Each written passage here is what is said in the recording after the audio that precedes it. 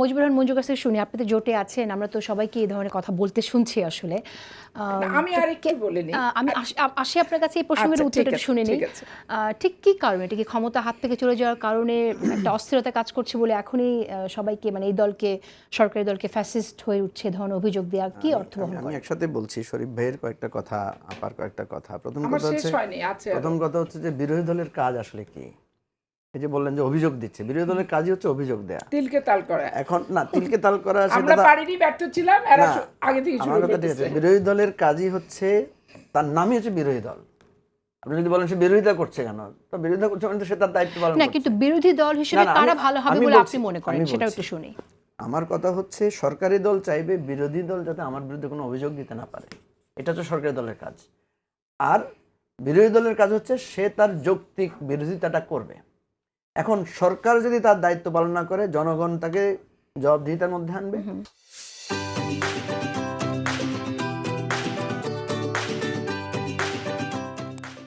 আর বিরোধী দলের দায়িত্ব কিন্তু মানুষ দেখবে। আপনি দেখবেন বিরোধী দল কোনো ভূমিকা সঠিকভাবে না রাখলে মানুষ কিন্তু বিরোধী দলকে গালি দেয় যে এরা তো পার্লামেন্টে বসে কিছু করতে পারছে না, এরা প্রতিবাদ করে না কেন, এরা কথা তোলে না কেন।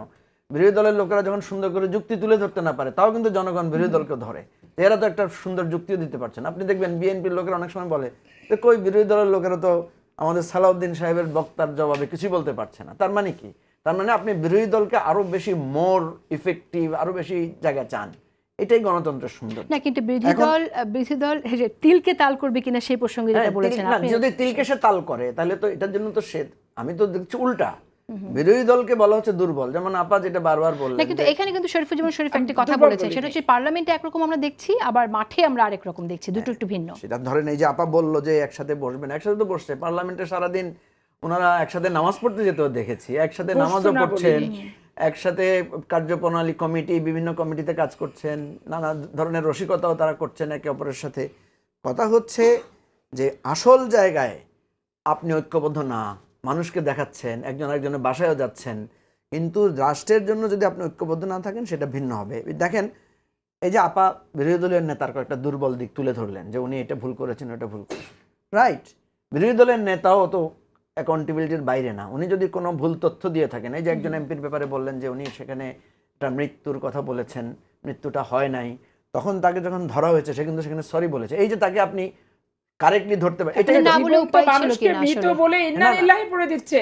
আমার কথা খোঁজ হচ্ছে খবর সরকার না নিলে ওরা তো জীবন্ত মানুষ মৃত বলে ছাড়া দিচ্ছে। এই যে আপনি তাকে ধরতে পারছেন, নারীকে ভুলটা পুরুষ, ধরিয়ে দিতে পুরুষকে নারী পারছেন, বানায় ফেলতেছে। আপনি যে তার ভুলটা ধরিয়ে দিতে পারছেন, ধরার পরে সে তো তাকে মানে সরি বলতে বাধ্য শুধু জীবন করছেন। দিতে পারে না, আমাদের তাহলে সামনে আপনি ফেলতে দেখেন, পারে। আমি বলি শুধু মৃতকে যেমন জীবন দিতে পারে শরীফ না। ভাই একটা কথা বললেন যে বিএনপি এত শক্তিশালী দল, দেড় বছর অপেক্ষা করছে না। আরে ভাই, বিএনপি তো অনেক ধৈর্যশীল দল, 15 বছর অপেক্ষা করেছে না, এত শক্তিশালী দল, তারপরে তো আওয়ামী লীগের সময় ধৈর্য ধরেছে, 15 বছর ধরে নিয়মতান্ত্রিক আন্দোলন করেছে না? তো সুতরাং 1.5 বছর ধৈর্য ধরা তো বিএনপির জন্য কোনো ব্যাপারই না। আমার প্রশ্ন হচ্ছে যে দায়িত্বটা কার বেশি? যাদের 220 সিট আছে তাদের দায়িত্ব বেশি না 70? আমি ধরলাম বিরোধী দল খুব খারাপ, বিরোধী দল তিলকে তাল করছে, বিরোধী দল খুব করছে, আপনি তো ভালো, আপনি তো এত শক্তিশালী। ধরেন আপনি 10 তলার উপর বসে আছেন, নিচ থেকে লোকেরা আপনাকে খুব পাথর মারার চেষ্টা করছে, আপনার 10 তলা পর্যন্ত তো পৌঁছতে পারবেন। আমরা খারাপটা কি করলাম সেটা বলেন। আমি সেটা বলছি। প্রথম কথা হচ্ছে আপনি বিরোধী দলকে অভিযোগ আনার সুযোগ দিবেন কেন, 1 নম্বর প্রশ্ন। তাহলে আপনি কি করবেন? আমি আবারও বলছি যে আপনার তেলের সংকট আছে, আপনি বলবেন যে সংকট আছে।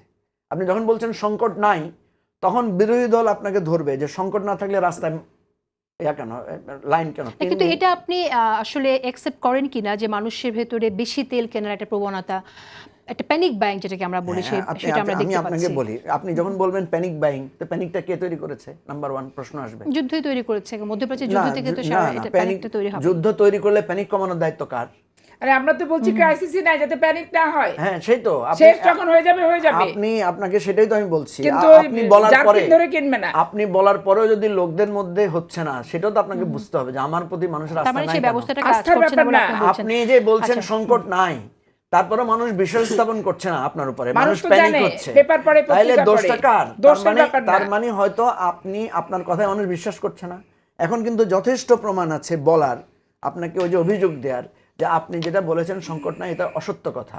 কারণ আপনি আবার অফিস টাইম কমাই দিচ্ছেন, আপনি আবার স্কুল কমানোর চেষ্টা করছেন, আপনি মার্কেট তাড়াতাড়ি বন্ধ করার জন্য অর্ডার দিচ্ছেন, এখন আপনি মূল্যও বাড়িয়েছেন, তার মানে দেয়ার ইজ এ সংকট, কিন্তু আপনি বলেছেন সংকট নাই, যার কারণে বিরোধী দল অভিযোগ দেওয়ার সুযোগ পাবে।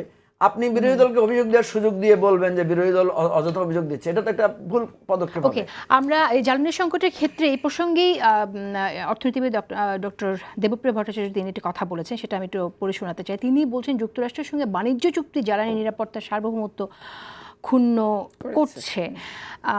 এই বিষয়ে আমি একটু আপনার কাছে শুনতে চাই, কারণ এই চুক্তির কারণে এখন আসলে এই যে তেল কেনা হচ্ছে, তেল কিনতে হচ্ছে যুক্তরাষ্ট্রের সাথে পরামর্শ করে। আপনার কাছে শুনতে চাই, কারণ সেই সময়টা আমরা কিন্তু এই চুক্তিটা নিয়ে অনেক কথা বলেছিলাম এবং তখন আপনি চুক্তিটার পক্ষেই ছিলেন।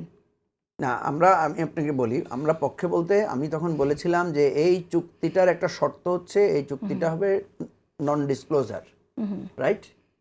এই কথাটাই বলেছি যে যখন নন ডিসক্লোজার চুক্তি থাকে তখন আপনি সেটাকে পাবলিক করবেন কিনা। তখন এই প্রশ্নটা এসেছিল যে আমরা এই চুক্তিটা পাবলিকলি জানতে চাই, ঠিক আছে? ওই প্রসঙ্গে আমরা বলেছিলাম যেহেতু এই চুক্তির মূল, এবং তখন কিন্তু যিনি চুক্তিটা করেছিলেন এই যে আমাদের খলিল সাহেব, উনি যেটা ভূমিকা রেখেছিলেন, উনি তখন একটা জবাব দিয়েছিলেন। উনি বলেছিলেন তাদের সাথে যেহেতু আমাদের একটা নন ডিসক্লোজার মানে ট্রিটি আছে, এটা যতক্ষণ পর্যন্ত কমপ্লিট না হবে ততক্ষণ পর্যন্ত আমরা দিতে পারবো না, কারণ আমাদের তো অন্যান্য স্টেক হোল্ডারদের সাথেও স্বার্থ জড়িত আছে। সেই জায়গায় আমি বলেছিলাম যে এই চুক্তিটা নন ডিসক্লোজার পয়েন্টটা বা চুক্তিটা সম্পন্ন হওয়ার আগ পর্যন্ত এই যদি ওনাদের যুক্তি হয়ে থাকে তাহলে ঠিক আছে। এখন প্রশ্ন হচ্ছে, হ্যাঁ ঠিক আছে, আমি নন ডিসক্লোজার জায়গা থেকে এখন ডিসক্লোজ হয়ে গেল, এখন তো ডিসক্লোজ হয়ে গেল, ডিসক্লোজ হয়ে যাওয়ার পরে যেই চুক্তিটা দেখা যাবে আমার জাতীয় স্বার্থের বিপক্ষে, যেই চুক্তিটাতে আমার জাতীয় স্বার্থের আঘাত আছে, সেই কথা তো আমাকে বলতে হবে। এখন এখানে আমরা যেটা দেখছি, এবং ওই যে আপনার আমার কোথাও তেল কিনতে হলে, আমার কোনোখান থেকে জিনিস আমদানি করতে হলে আমার যুক্তরাষ্ট্রের অনুমতি নিতে হবে, এইটা আমাদের অর্থনীতি এবং আমাদের যে ফ্রি ট্রেডের জন্য তো এটা একটা থ্রেট, ঠিক আছে? এখন এটার বিনিময়ে আমি কি পাচ্ছি? ধরুন আমি আপনার সাথে একটা চুক্তি করলাম, চুক্তিতে আমার জন্য একটা খুব খারাপ ক্লজ আছে, আমি এটা কেন মেনে নিচ্ছি? হয়তো আমি আরেকটা কোনো ভালো বেনিফিট পাচ্ছি, সেই বেনিফিটটা আমি নিতে পারছি কিনা। যেমন যেটাকে আমাদেরকে বলা হয়েছিল যে এটার পাল্টা আমরা যুক্তরাষ্ট্র থেকে এক ধরনের শুল্ক ছাড় পাবো, এক ধরনের সুবিধা পাবো, সেই সুবিধা আমার ইকোনমিতে কতটুকু আমাকে মানে বেনিফিট দিচ্ছে, তো এই প্রশ্নগুলো আছে। এবং আমরা যেটা মনে করি, দেখেন এই পাল্টাপাল্টি অভিযোগের জায়গায় আমি আপনাকে সারাদিন পাল্টাপাল্টি অভিযোগ দিতে পারবো, আপনি আমাকে পাল্টাপাল্টি অভিযোগ দিতে পারবেন, কিন্তু আমাদের সমাধানটা কোথায় পৌঁছতে হবে? আলোচনার ভিত্তিতে। সে ফর এক্সাম্পল ধরেন আমাদের জন্য যদি যুক্তরাষ্ট্রের এই চুক্তিটা সত্যিকার অর্থে আমাদের ইকোনমির জন্য মানে কল্যাণকর হয়, আমাদের ফ্রি ট্রেডের জন্য কল্যাণকর হয়, তাহলে আমাকে কি করতে হবে? বিরোধী দলের সাথে এই জায়গায় একটা ঐকমত্যে পৌঁছাতে হবে। আমরা যে নতুন রাজনীতির কথা বলছি সেই জায়গাতে আমাদেরকে যেতে হবে। আপনি দেখবেন এই যে 133টা অধ্যাদেশের জায়গায় আমরা যে মানে অন্তত কয়টা 98টা অধ্যাদেশ যে আইনে পরিণত হলো, এই 98টা অধ্যাদেশের ব্যাপারে তো সরকারি দল বিরোধী দল একমত হয়েছে।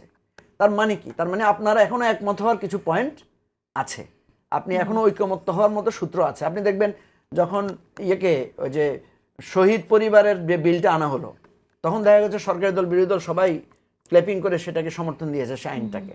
তাহলে আপনাকে বের করতে হবে কোন কোন জায়গায় আপনি সরকারি দল বিরোধী দলের একসাথে ঐকমত্যটা চান। আমেরিকান যেই চুক্তিটা হয়েছে এটার ব্যাপারে আমি মনে করি সরকারি দল বিরোধী দলের মধ্যে প্রকাশ্যে অথবা ইন্টারনালি এক ধরনের ডিসকাশন হয়ে একটা জায়গায় আসা দরকার। আদারওয়াইজ এগুলো নিয়ে আমাদের শুধু একটা পাল্টা ব্লেমিং চলতে থাকবে।